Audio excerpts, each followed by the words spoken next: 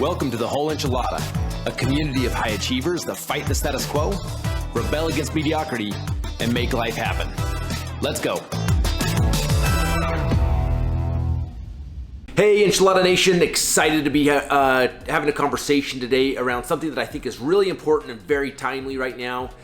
This is a 4-part series on your ability to execute. I think we've all spent a lot of time putting together our goals. We're good at outlining what those looks like. In fact, we're all pretty good about getting motivated, finding our sources of motivation, whether that comes through reading or podcasts or whatever that is. We create this motivation, yet we still have this gap in our ability to execute. So over the next 4 episodes, we're going to be covering the 4 disciplines of execution, which if you've read this book, this will be a great reminder. If you have not read the book, here's the 2 caveats I will tell you in regards to it. One, it's the message of the book was one of the most impactful to my career in helping me execute at a much higher level. And the caveat to that is it's not the most fun book to read. It reads like a textbook, but the message is powerful. So excited to share with you the 4 disciplines of execution. Let's go. Today we're going to be continuing our conversation around the 4 disciplines of execution. If you're coming in sideways, today we're going to be talking about the 4th discipline of execution. In the last 3 episodes, we've quickly covered discipline number 1, which is focus on the wildly important goal. Discipline number 2, which is identify and act on the lead measures. Discipline number 3 is keep a compelling scoreboard. And today, discipline number 4, the conversation is around keeping a cadence of accountability. All right, so cadence of accountability.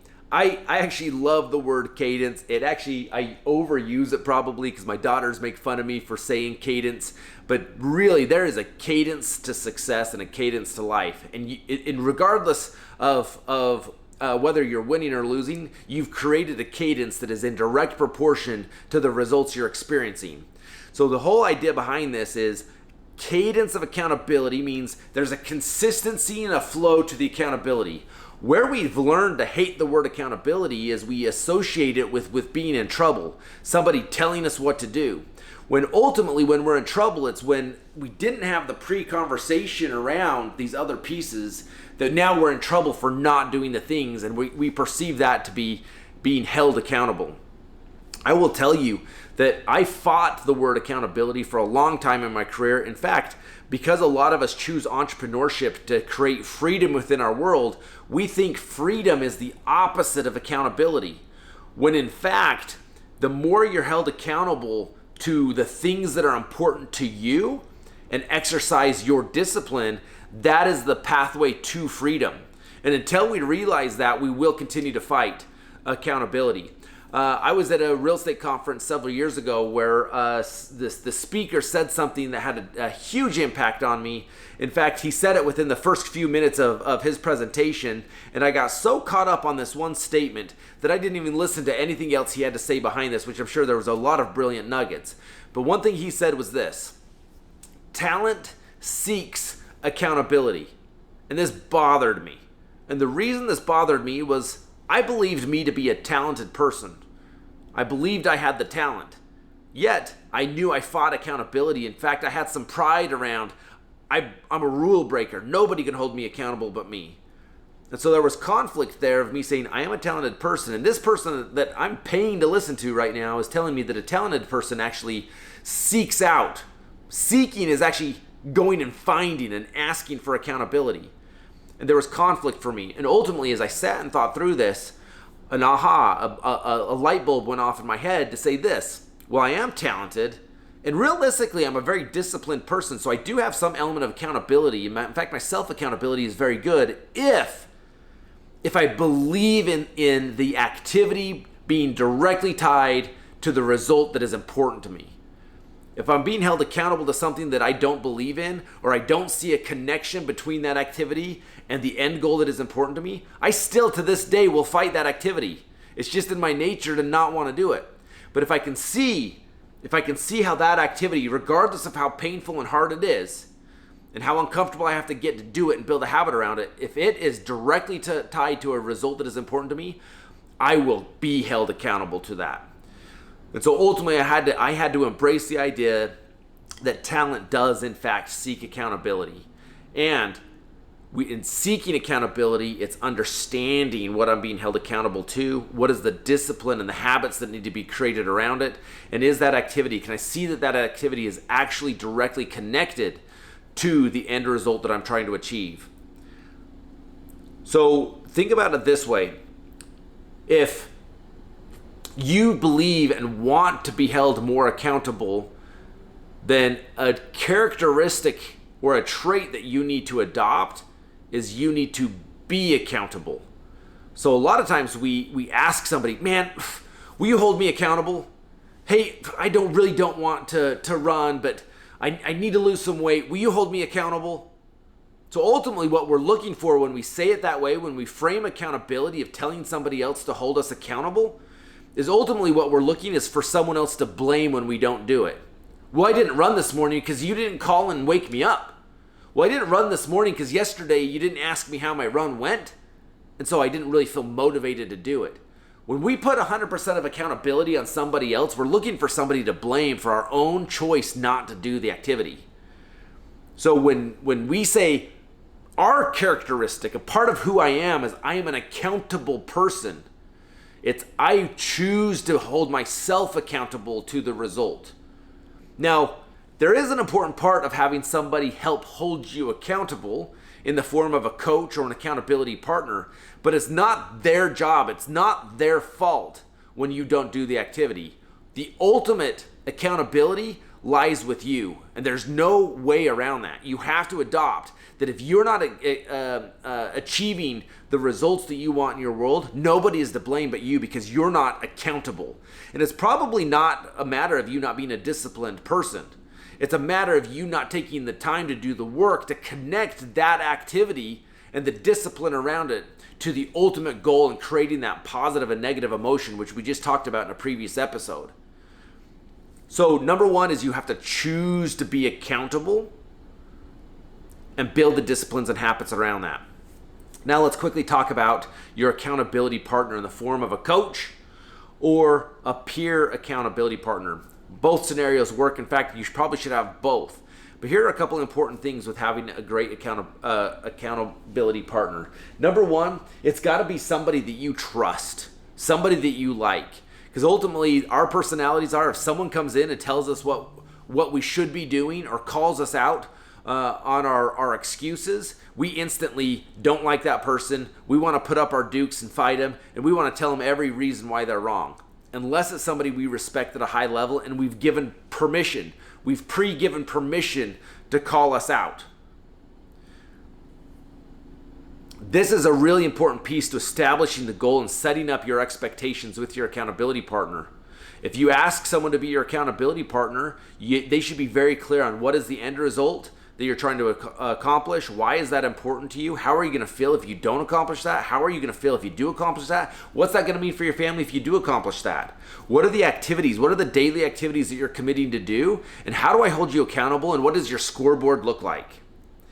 Then another really important piece to this is a great accountability partner will ask this question.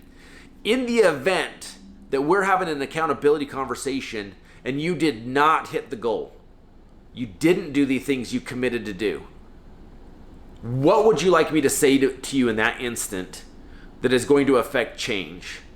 Do I have your permission as your accountability partner to be brutally honest and direct with you while maintaining our friendship and our relationship, regardless of what excuse you show up with? So now the accountability partner has got permission that when 3-4 months down the road, or 3-4 days, depending on the person, and that person shows up already ready to give their excuses, because the truth is when you go to meet your accountability partner and you didn't do the goal, your subconscious is already lining up the excuses of like, well, my car broke down. Well, my kids didn't sleep last night, so I couldn't get up and do my lead generation this morning. We've already created the excuses. You need an accountability partner that says, hey, you know what? There's 1,000 other people that their kids didn't sleep good last night too. And probably 950 of them woke up this morning with the same excuse you did, and they're not going to hit their goals this year. But I'm telling you, there's 50 other ones that did, regardless of what their kids did. And probably some of them had kids that were worse than yours last night, got up and still got their goals done. Those people are going to hit their goals this year. Why aren't you one of the 50 people that, regardless of what happened in their world, got up this morning and did their lead measures? Now, that's the type of accountability partner you need, is somebody that can be sympathetic to what you're going through, but also be direct with you and hold you accountable. Okay?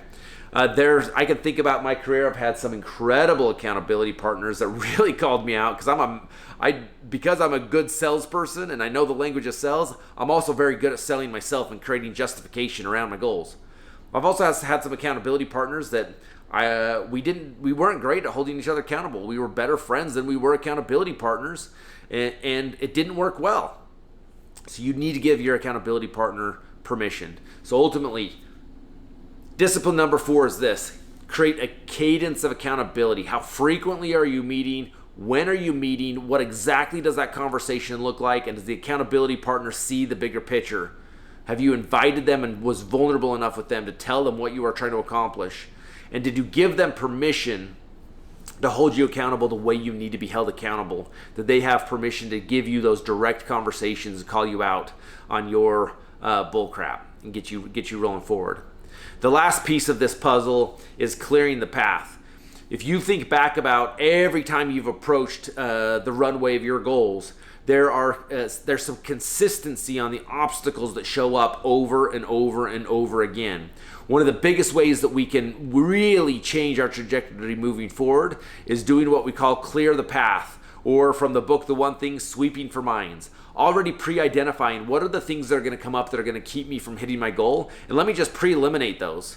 For example, one of the biggest ones all of us get right now is we live in a world where communication is constant and it's moving, and your phone, even while you're listening to this podcast, your phone is probably giving you 50 notifications.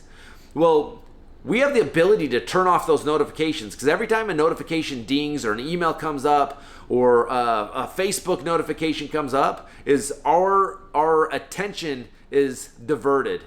Even if it's for a split second and we look over and look back, by that time we've got to recalibrate, we've got to re-give energy to catch up to where we were. So whatever those minds are, or whatever those obstacles are, we can pre-eliminate them. Right? This goes for their personal goals too, right? If you're making an effort to eat more healthy right now, part of this is making sure you're cleaning out your cupboard of all the little snacks that are your go-to snacks at the end of the day, and making sure they're not at your fingertips. Maybe going grocery shopping when you're not hungry, that you had a good meal before you go grocery shopping so you don't have impulse buys. These are all just little thoughts of saying, if these are my pitfalls, if these things keep catching me, how do I eliminate them? Clear the path, sweep the minds, and you'll have a much higher probability of winning this game. This wraps up our conversation on the 4 disciplines of execution. Again, I know you took the time to set your goals. I know you're committed to making that happen. Now we just have to get better at executing on those goals. We just covered the 4 disciplines of execution, which is number 1, focusing on the wildly important goal. Number 2 is identifying and acting on those lead measures. Number 3 is keeping a compelling scoreboard that you refer to often and have those CEO conversations. And number 4 is creating that cadence of accountability with you being held accountable, being accountable, and having a great accountability partner. And if you're asking somebody else to be your accountability partner, you should offer to be somebody else's accountability partner, because that's just great partnership. All right, my friends, I appreciate you guys. Looking forward to you going out and putting these into motion and executing on a higher level in both your personal and professional life. Thank you guys for leaning into the Whole Enchilada and the Enchilada Nation. I love this community. I appreciate growing with you guys. Don't forget, go live life on your terms.